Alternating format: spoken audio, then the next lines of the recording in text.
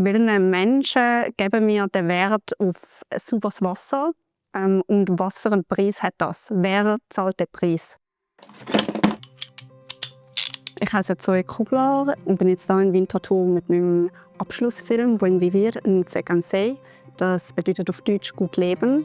Es ist ein kurzer Dokumentarfilm, wo es um die Erdölindustrie im Amazonas in Ecuador geht und wie 13 Frauen sich dem widersetzen und für ihre Kultur und für ihr Land kämpfen. Ich bin Laura und ich habe den Film von Zoe co-geschnitten und Sounddesign gemacht.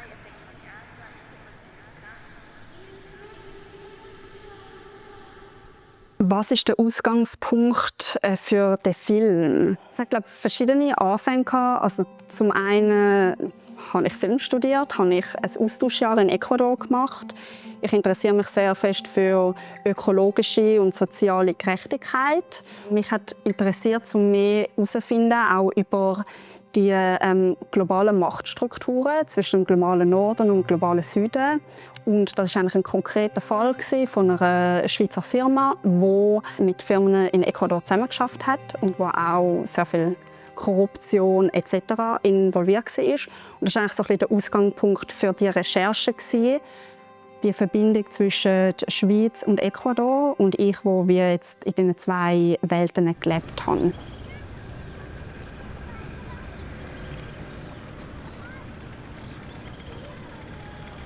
Wie hat sich die Geschichte im Laufe des Prozesses verändert? Die ursprüngliche Idee war ein bisschen etwas anderes. Es war noch mehr eine Recherche. Und es hat sich dann während dem Drehprozess verändert, wo ich glücklicherweise die 13 Frauen gefunden habe, die mit mir reden wollten. Wir waren in einer ganz kleinen Crew unterwegs, 3 Personen, 2 Studienfreundinnen von mir, die Ecuadorianerinnen sind. Eine davon kommt selber aus dem Amazonasgebiet.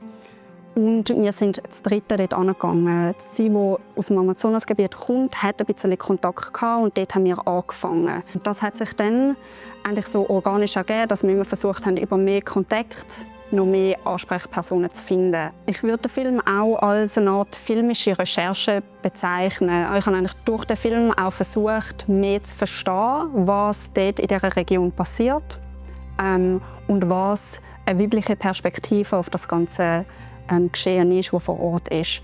Die meisten von diesen Personen sind noch nicht Personen, die sonst gross mit der Öffentlichkeit geredet haben. Auch etwas anderes, darüber haben wir viel geredet, habe ich viel nachgedacht. Auch ich als weisse Filmemacherin, die aus der Schweiz kommt und in einem anderen Land einen Film macht. Und das ist eigentlich ein ständiges Reflektieren von mir oder von unserer Arbeit gewesen. Genau, während des Schnittprozesses viel reden und viel einfach, was ist deine Perspektive, was ist meine Perspektive. Ja klar, wir haben die Perspektive mitgeteilt, aber auch Fragen und diese, okay, wir sind beide von Europa und wir erzählen eine Geschichte von der globalen Süd. Und genau solche Fragen zu stellen und wie ist die richtige Haltung oder wir versuchen diese Haltung unehrlich zu haben. ഞാൻ എന്താ inge va comunidad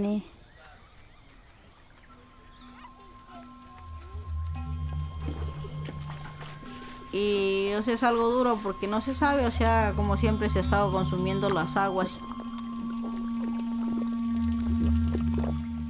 Gab es Szenen, bei denen ihr besonders diskutiert habt?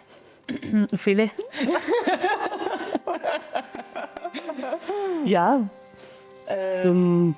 Genau, weil im Film wissen nie die Person, die Interview ist, oder?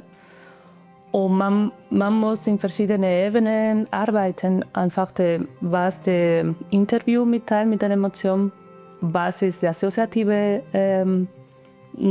Verbindung, die man macht mit dem Bild.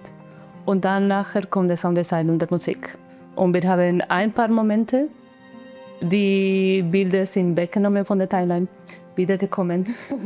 Alte Warteordner, okay, vielleicht in Zukunft kommen wieder viele Bilder, aber es ist Teil vom Prozess, oder? Was möchtet ihr, dass das Publikum mitnimmt? Interesse für das Thema, einfach diese Realität auch von der Amazonie, die nicht nur eine gute, mega wunderschöne Kulisse ist. Genau. Zu hinterfragen, unser System, in dem wir leben, zu hinterfragen, unseren Konsum hinterfragen und Machtverhältnisse hinterfragen.